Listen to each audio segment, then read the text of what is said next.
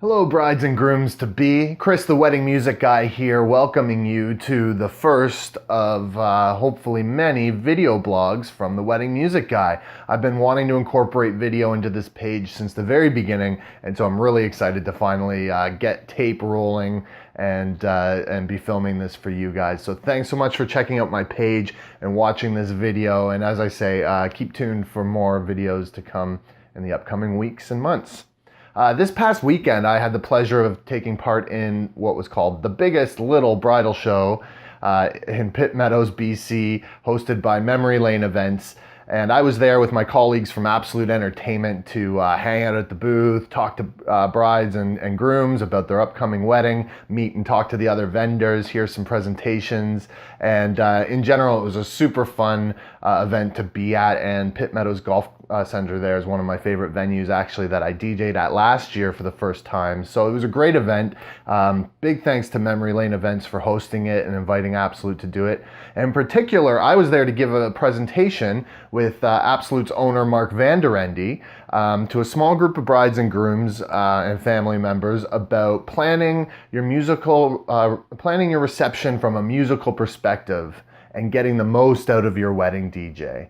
Okay, this talk came out of lots of discussions Mark and I have had over the years, driving across the province to different events or going for coffee and just brainstorming, sharing experiences about what works at weddings, what doesn't, what keeps people dancing right to the end, what are some pitfalls that timelines tend to have that if you're not careful, you kind of lose the engagement with the guests, or things can just go off track. So we wanted to share some of this with people because we want to make sure that couples have the kind of fun, exciting wedding that their guests rave about for years, and not, the kind of flop that also gets remembered for years, but for kind of all the wrong reasons. So we filmed the whole thing, and I thought, why not share it on my page with you guys? So after this little introduction, I'm going to include the 18-minute video. So it's kind of a long video here, but if you're sure that you want to have a raging epic dance floor, crown just a perfectly executed wedding reception, then this video's for you. You're going to want to stick around to the end and watch this.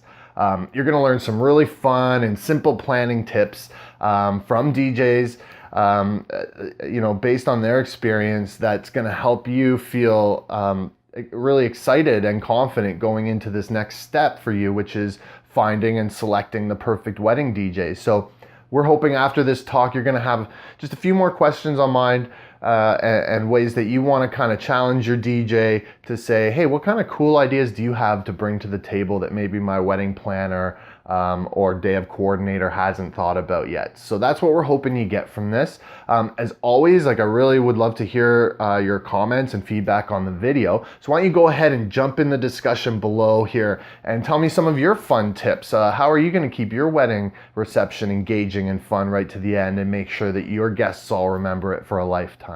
Or some feedback on the video in general. So go ahead, jump in the discussion below. I want to hear from you guys. Join us on Facebook there as well, and I'd love to hear from you. So thanks so much for joining me on this first video blog. It's exciting for me to finally get this wrapped up and enjoy the presentation following this with myself, Chris, the wedding music guy, and Mark Vanderende from Absolute Entertainment. Thanks for watching and enjoy your planning. All right, guys, how's everybody doing? This is like a dream for me because I've always wanted to be on a runway at a fashion show. Now I get to model a little bit. All right. So welcome to the Biggest Little Bridal Show. This has been fantastic, all the amazing vendors here. My name is Mark Vanderende. I am a DJ host MC for Absolute Entertainment. I've been DJing for about 12, beyond that, but we're going to say 12 years within the company. And it's been a fantastic learning experience, and I've gained so much knowledge over the years, sort of building sort of a repertoire of ideas and tips and guidelines that kind of make exceptional wedding receptions. With that, I'm going to quickly, because there's someone else on stage here, I'm going to introduce you and let Chris say hi. Hi guys, my name is Chris, DJ Freshly Cut, and I am a mobile DJ, MC host, who's been part of the Absolute team since 2012. And I also run the blog Wedding Music Guy, which is a great resource just for playlist ideas, song selection ideas, and planning tips from a musical or DJ perspective. And Mark's the guy who got me, I've been a hobby DJ since the 80s, but Mark's the guy who got me into being a full-time mobile DJ. And so it's a real honor, Mark, to be up here with you and share this runway with my mentor. Oh, it's a tearjerker here. We travel actually all over the province doing events. We do a lot of weddings in Kelowna. We go to Merritt to do high school dances, seminar. So we end up spending a lot of time in the van, side by side, driving around the province, talking about weddings, DJs, and brides. And I can just imagine being a fly on the windshield and hearing some of those conversations. So we thought we'd bring you guys a little bit of that, where me as the rookie kind of grinds the guru here on how this whole wedding thing works. And in particular, we've come up with a bunch of ideas on how to plan the wedding from kind of a musical perspective, okay? So to start off, Mark, obviously, the bride and groom need to have a vision of their day before the planning even starts, right? Some kind of idea. How important is it for that vision to be concrete and communicated to the DJ, let's say? Absolutely. Well, you can say every wedding has a lot of similarities. You go to a wedding and it's the same thing. There's a timeline that's built, whether it's the venue, the planner. But what's unique about every wedding is your vision. And that's the most important part, and that's what we play off of. That's the emotional, that's the feelings that you have at your wedding that you want your guests to leave with. And that's, from a DJ's point of view, is the most important part. And a lot of times a DJ just gets sort of, we're gonna hit play and we're gonna mix and we're gonna have a lot of fun and people are gonna dance. But that's the end result of what takes a lot of work and teamwork leading up to it. And your vision, when we sit down with you, and that's very important, I'll stress that probably a couple times, meeting your DJs and interview them is so important, because you get to know their responses, you get to know how they feel about your wedding, your vision, and then they can come up with ideas. And this is where I say challenge your DJ, challenge and empower them to come up with ideas based off of your vision. You'll find it very, very rewarding, and the answers will surprise you. Anything from your timeline. So your guests arrive, and a DJ is just kind of sitting back there that you know is there, but you don't know the back end. And what a good DJ will do is really script a musical playlist from the moment your first guests arrive to the last song of the night, where everybody has equally of a good time, your grandma, your aunts, your uncles. And I think that's the goal of every wedding. Don't you agree, Chris? Yeah, absolutely. And I like what you're saying about communicating that vision to the DJ. I think I've talked to clients in the past who feel like the DJ doesn't want to be involved with the planning. And I think for me and for our team, and probably for most DJs out there, that's not the case. Like, we do want to be involved, hear your vision, and we're there right to the end of the reception every night, where sometimes other vendors aren't there that late. They don't see the ultimate conclusion. So we sometimes have neat little tips and ideas on how to execute your vision. So I think communicating that to us is great, and certainly wouldn't hold back from that. And like you said, kind of challenging your DJ in the consultation to give you a little bit more. So on that note, Mark, I'm just wondering, some of these timeline suggestions, like, could you give us an idea, like, say, the first dance? How would you plan a first dance that's maybe a little bit different than what these guys might have seen at every other wedding? Yes, your first dance, obviously the highlight, that moment that you want to capture and be sort of, the biggest moment of the night is when you come out on your first dance. And all too often we see your first dance, the speeches end, the MC comes on the mic and says, oh, we'll be back in 5 minutes, we're going to cut the cake, we're going to go do your first dance. And that spreads itself thin. It could be 20 minutes, it could be 45 minutes. It really takes, that window of time is so critical. So that's a real danger spot in the timeline. It is when building your timeline, that window of time from a DJ, MC, planner perspective, you want to be spot on. It engages your guests if you have something pre-planned. And that's where when we meet with you, we'll talk about it. As far as a tip goes, traditionally, your first dance is near the later end of the night, after the dinner, after the speeches. What if we envision this, what if we did a grand entrance and walked you straight to the center of the dance floor, where everybody is standing, engaged, looking for a good time. They're feeling very excited about seeing you again, and we go right into your first dance, and say in the background we have an audio visual screen that's got your slideshow presentation or maybe an edit from the ceremony that we've quickly put together. That is stuff that we pre-do with you, and we talk about it, and again it speaks to your vision of the entire day and how you want your guests to feel. So that's one way, and what we do is we get a couple things done. Guests are feeling like they know what's going on, they're engaged, they're excited. First dance, slideshow presentation, the MC comes on with a powerful intro welcoming. Maybe there's a family member that welcomes all the guests, and bang, we're right into dinner. What about, so I really like that. So basically bring the first dance forward in the night a little bit while there's some energy from that grand entrance and have that right away. And your photographer is going to love that too, because when the first dance gets kind of pushed back, and they're waiting to photograph that before they can leave, you're going to get possibly some better photo ops. A good example is I just did a wedding not too long ago where I actually scripted from their vision. They wanted a grand entrance. So what we did was the bride and groom were in the back.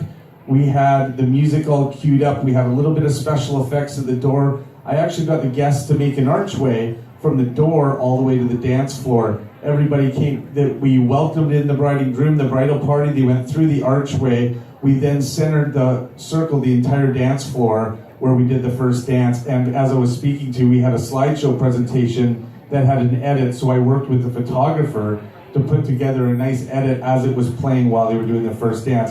It's a powerful moment, things that your guests will take with you, because it's something outside the box thinking when it comes to building your timeline. And that's sort of the fun and creative way that you can challenge and empower your DJ. And I spoke of it earlier, the answers that your DJ will come up with and the ideas will speak volumes of his sort of where he's at with your vision. So another thing, as you guys have been to many weddings, I'm sure, as I have, and what often happens is, like, we've gotten through dinner and speeches, like you said, okay, we're gonna come back, we're gonna cut the cake, we're gonna do the first dance. Everyone splits off, then we're trying to round up the bride and groom, so it could be 30 minutes longer. We do the first dance, we do the mother-son dance, we do the father-daughter dance. So we've just done 3 slow dances in a row, and now we want to kick it into full party gear.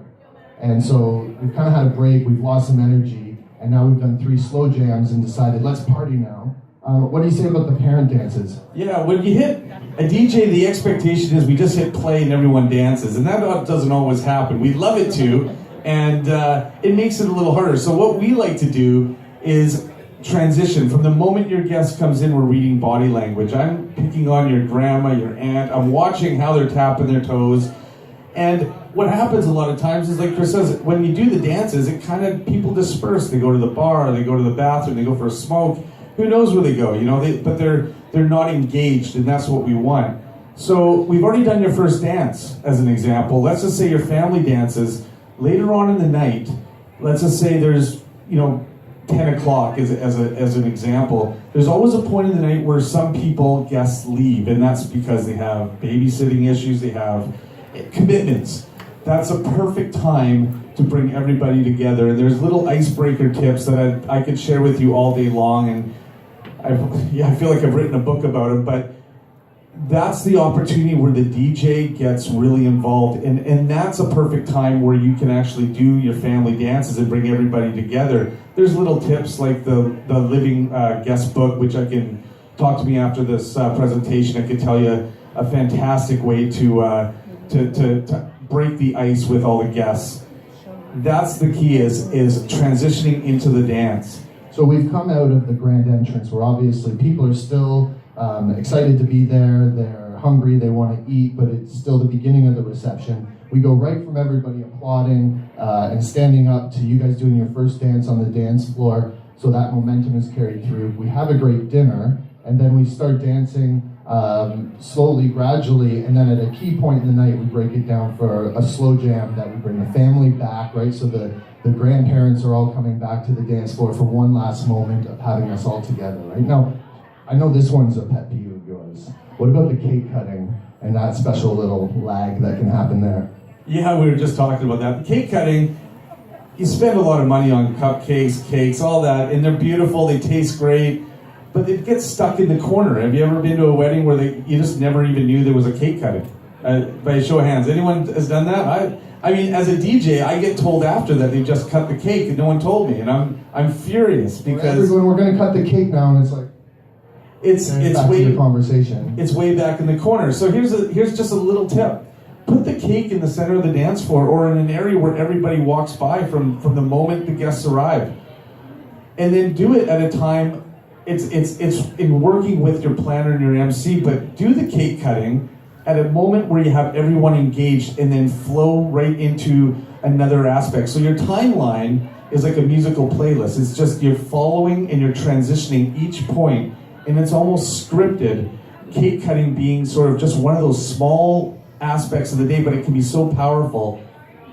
I know as a guest, when I don't even know that the cake cutting, it doesn't affect me too much, but it affects my body language and how my energy level is. And the idea is, ultimately, and why we're here to talk about it, is we want you to get the most out of your wedding reception, and more specifically, we want to get the most out of the dance floor, and that's what we love to do.